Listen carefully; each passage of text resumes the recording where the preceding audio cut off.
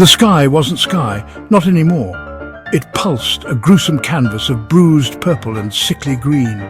Across this wounded expanse they flew, the monsters, things of nightmare stitched together from shadow and bone. Jagged wings, impossibly vast, tore through the clouds, leaving trails of shimmering dust.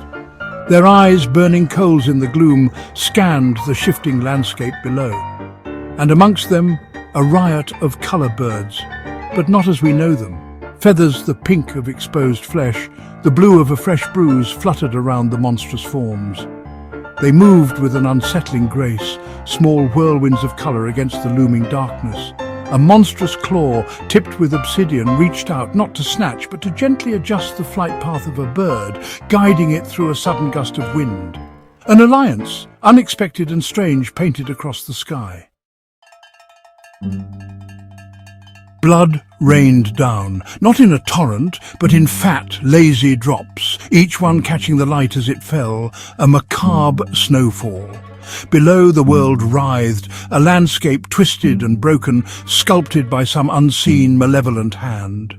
Through this fallen world, the monsters and their avian companions moved, a grotesque ballet choreographed to the rhythm of the dying wind. The birds, tiny sparks of colour, darted and weaved, their high-pitched cries echoing eerily through the silence.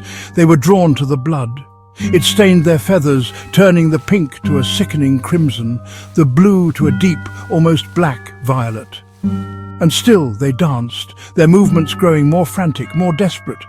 The monsters, aloof and watchful, allowed this macabre feast. They seemed to draw strength from the spectacle, their forms solidifying, becoming sharper, more defined against the fading light. What pact had been made? What unholy bargain struck between these creatures of darkness and light? The birds, for all their vibrant beauty, carried an aura of wrongness. They were not scavengers, not in the traditional sense. They were drawn to the blood, yes, but also to the monsters themselves. They clung to their rough hides, nested in the hollows of their impossible anatomy. The monsters, in turn, seemed to draw comfort from their presence, a strange tenderness in their burning gaze. Perhaps it was a symbiotic relationship, a dance of need and fulfillment. The birds, feeding on the carnage the monsters wrought, their vibrant colours a stark contrast to the encroaching darkness.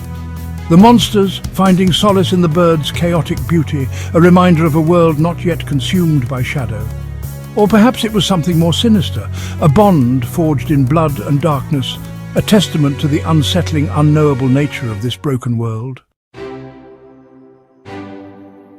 As the last light bled from the sky, the spectacle took on a haunting beauty. The blood-soaked birds glowing faintly in the gathering gloom, their cries echoing through the silence. The monstrous forms silhouetted against the dying light, their eyes burning brighter as the world around them faded. It was a scene both beautiful and horrifying, a testament to the strange and unsettling power of the unknown.